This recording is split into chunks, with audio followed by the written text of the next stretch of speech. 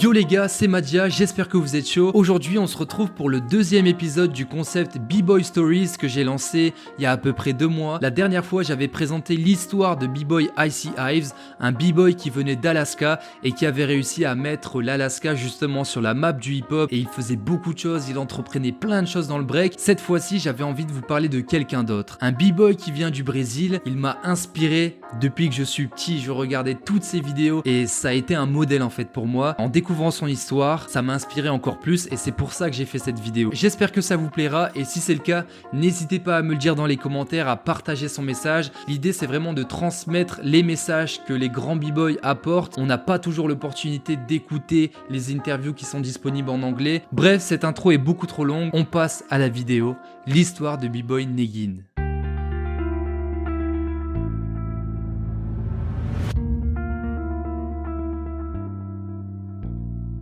L'histoire de Fabiano Carvalho Lopes, mieux connu sous le nom de Negin, commence à la fin des années 80 à Cascavel, une petite ville brésilienne située à l'ouest du pays, dans l'état de Paraná. En plus d'être une ville dans laquelle la nature est reine, elle a la particularité d'être située à la frontière de 2 autres pays d'Amérique du Sud, l'Argentine et le Paraguay. Cette situation géographique particulière a d'ailleurs un impact significatif sur la région en elle-même, puisqu'elle permet aux différentes cultures latino-américaines de se mélanger. Fabiano vient d'une famille humble, modeste, mais surtout animée par une certaine culture artistique. Alors que chez lui on danse le passino, une danse issue des favelas brésiliennes, ses frères et sœurs écoutent de la musique électro et fréquentent les clubs de la ville. À seulement 3 ans, sa sœur va pourtant lui faire découvrir un art qui occupera ses pensées tout au long de sa vie, la capoeira.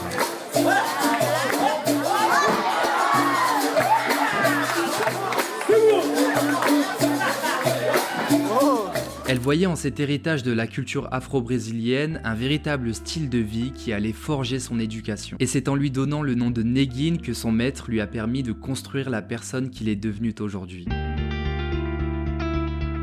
Beaucoup de valeurs ont été transmises à Negin à travers la capoeira. En tant que symbole de révolution des esclaves africains au Brésil, elle est notamment un moyen pour lui de prendre conscience dès son jeune âge de la lutte contre le racisme, ce qu'il pourra défendre des années plus tard à travers son art sous l'impulsion du mouvement Black Lives Matter. D'autres valeurs comme le respect, la tolérance, la solidarité et l'humilité vont également lui être transmises. Cette tradition de lutte et de diversion va aussi lui permettre une première approche au mouvement acrobatique. Il apprend ainsi très vite à se porter et apprend des saltos de plus en plus difficiles. Ces mouvements signatures ont donc été imaginés pour la plupart dans les rues de Cascavel et il a su les perfectionner au fil des années. Toutefois, la capoeira ne se limite pas qu'à cela. À travers sa culture musicale, il va aussi apprendre à chanter, jouer certains instruments propres à la discipline, mais aussi renouer avec la nature. Comme le veut la tradition, il crée lui-même ses instruments comme le berimbau en allant chercher des éléments directement dans la nature. D'ailleurs, à cette époque, la capoeira ne connaît pas encore les gymnases et les autres installations mises en place aujourd'hui, mais elle se joue principalement sur des immenses terrains vagues, des plages ou encore dans des usines désaffectées. C'est d'ailleurs un contexte dans lequel Negin est très à l'aise pour danser tant qu'il est en contact avec la nature.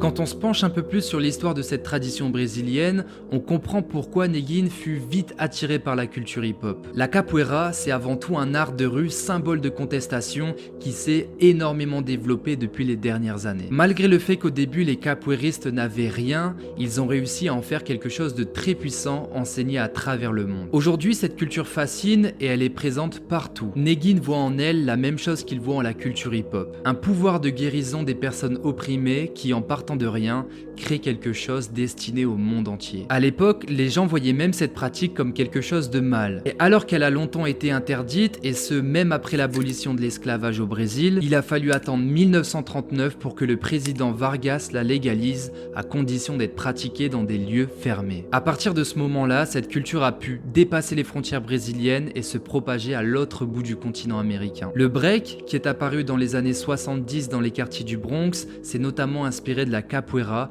pour structurer ses propres bases. Des mouvements ont donc été empruntés et certains concepts ne font pas exception, comme celui de la roda, le cercle que forment les capoeiristes qui fait fortement penser au cypher du monde du b-boying.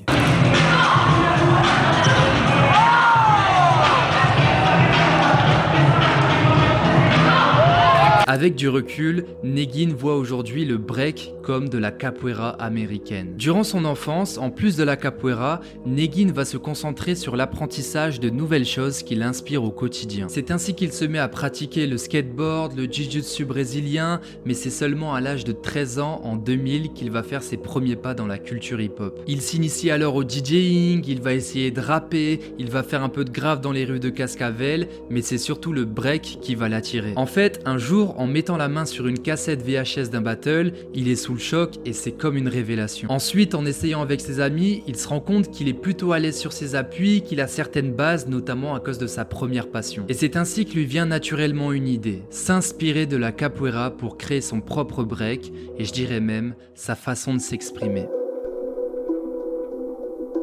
Pour apprendre la culture hip-hop, il n'y avait pas de cours et de professeurs comme aujourd'hui, mais il fallait plutôt s'inspirer des cassettes qui circulaient dans la région ou des sites internet pour les rares personnes qui y avaient accès. Et c'est de cette manière qu'il va découvrir des personnes qui vont lui servir d'inspiration par la suite, et ce sont des personnes comme B-Boy Kamel, Remind, Powan, Ken Swift, mais aussi un b-boy de son pays en particulier, B-Boy Pelezinho. Celui-ci a été un vrai modèle pour Negin puisque lui aussi s'est basé sur la capoeira pour créer son propre break.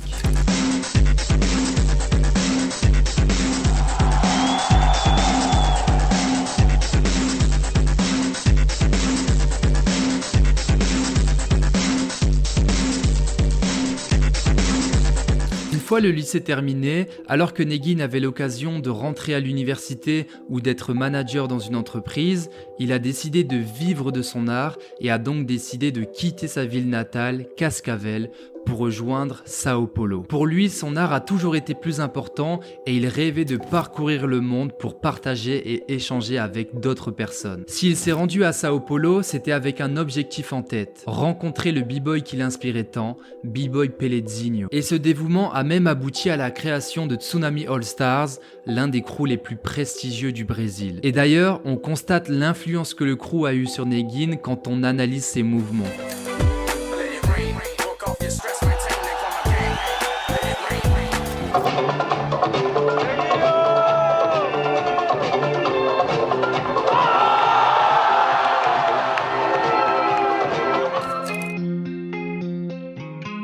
Cette rencontre a permis à Negin de se professionnaliser et a vraiment commencé sa carrière de danseur tout en éliminant les obstacles financiers qui l'empêchaient de voyager. En tout, il a fallu pas moins de 5 ans à Negin pour qu'il devienne un b-boy reconnu à l'international, et alors qu'en 2000, il regardait certaines personnes sur des cassettes, 5 ans après, il avait l'occasion de les rencontrer en battle aux 4 coins du monde. D'ailleurs, son crew a eu une véritable importance pour ça, puisque en rejoignant les Tsunami All Stars, ça lui a permis de s'entourer d'autres personnes qui avaient la capoeira comme background. Tous venaient de villes différentes, mais ils avaient décidé de s'unir à Sao Paulo, et ce afin de mettre le Brésil sur la map du hip-hop en allant faire des battles à l'étranger. Ils ont d'abord commencé les battles dans des pays voisins comme le Chili, la Bolivie, l'Argentine, mais c'est vraiment leur premier voyage de groupe en Asie qui va changer leur façon de voir les choses. Ce voyage, c'était pour participer à l'un des meilleurs événements du monde à l'époque, qui se faisait en Corée du Sud,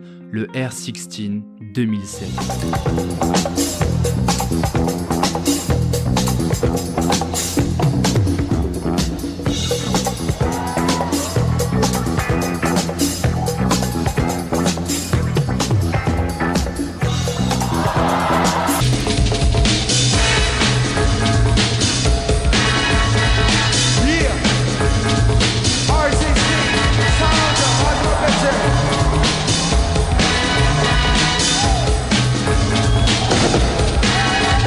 Il faut comprendre qu'en 2008, Negin va vraiment marquer l'esprit des b-boys et de ce fait, il va être invité un peu partout dans le monde pour faire des battles. Et d'ailleurs, c'était son objectif depuis la fin du lycée où il s'était fait la promesse de rayonner dans tous les championnats internationaux. À cette même période, en plus de se rendre en Asie, là où il va affronter des crews très reconnus, il va pouvoir voyager notamment en Europe à l'occasion du Battle of the Year 2008. En effet, son crew avait gagné la qualification nationale au Brésil, ce qui leur donnait un accès à la finale nationale en Allemagne. De plus, cette même année, il va se rendre notamment aux États-Unis pour un événement organisé par les Massive Monkeys. En 2009, c'est à peu près le même scénario.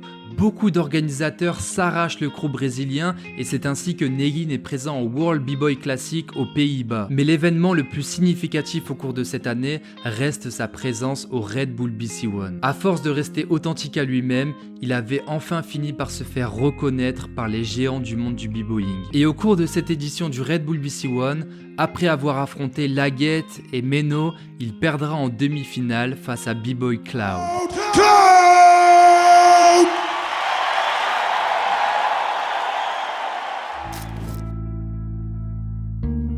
Le succès de sa présence au Red Bull BC One était tel qu'il a été convié à nouveau en 2010 pour le Red Bull BC One au Japon, à Tokyo, et cette fois-ci, il comptait bien repartir avec la ceinture.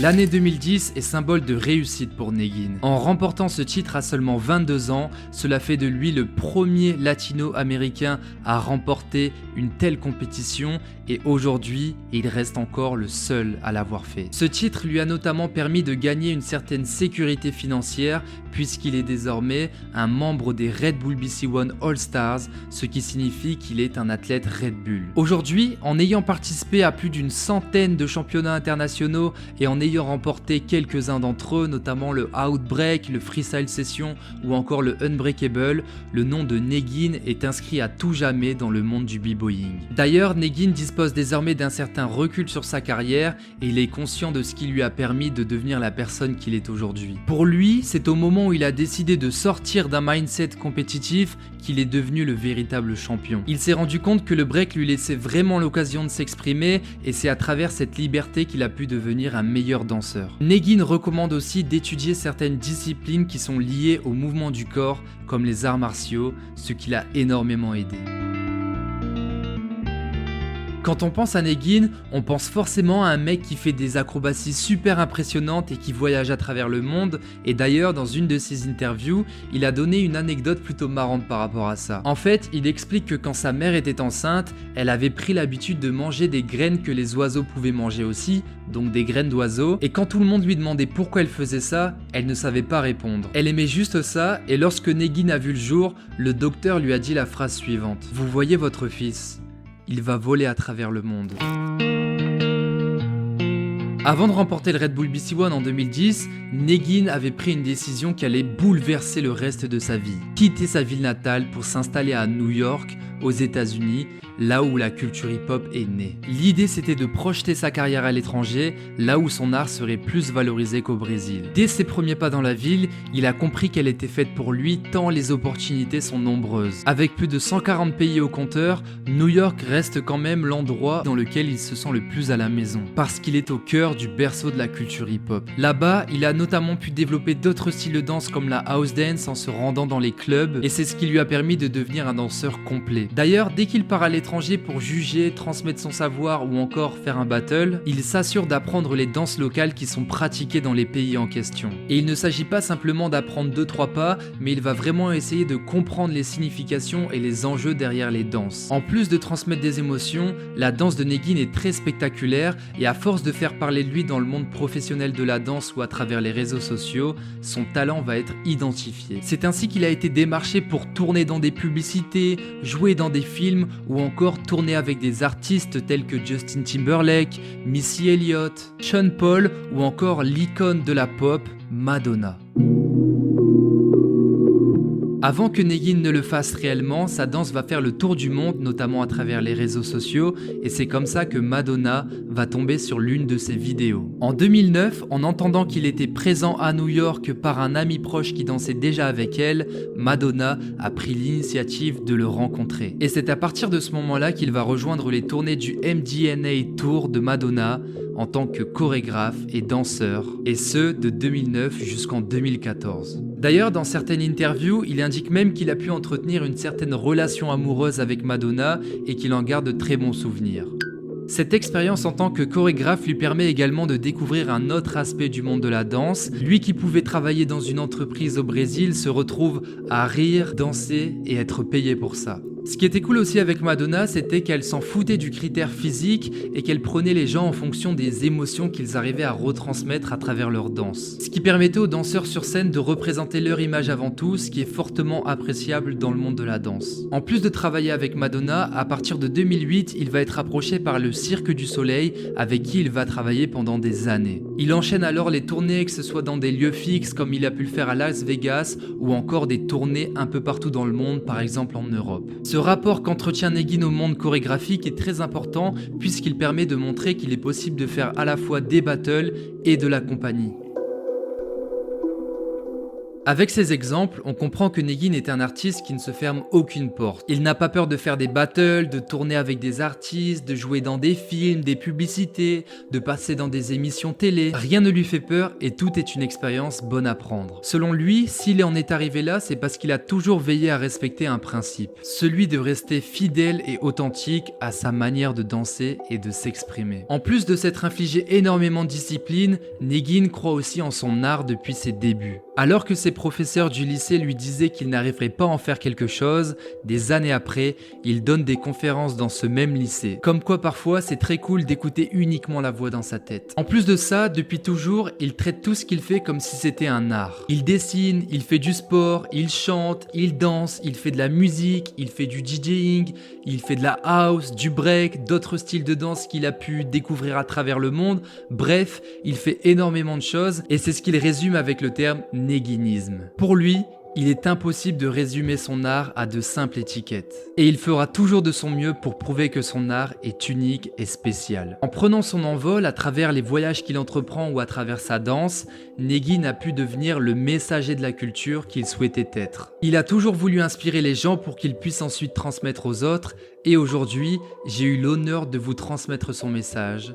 Et vous, à qui allez-vous le transmettre ?